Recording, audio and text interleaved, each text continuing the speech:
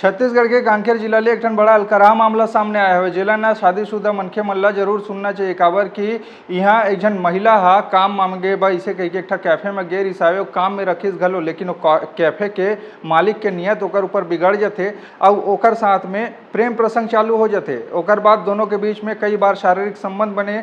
महिला हा 3 बार गर्भवती हो गया और तीनों के तीनों बार में वो लड़का हा जबरन ओकर अबॉर्शन करवा दे, गर्भपात करवा दे और कहा है कि मैं तोरे संग शादी करूं, बिहाव तोरे संग करूं कह के, लेकिन करत नहीं रही सावे। जब तीसरा बार गर्भवती होइस तब वह शादी के प्रस्ताव रखी तब मना कर दी। तो वो महिला जाके हिंदू संगठन में बता दिस कि मोर साथ में ये है दुष्कर्म करे है, रेप करे है, इसे करके लोगन मन ओकर बात सुनी। तब वो मालिक जो कैफे के मालिक असलम खान 30 साल के ओला बन्नेज पीटी और चप्पल जूता के माला पहिरा के पूरा गली गली गिंज रही।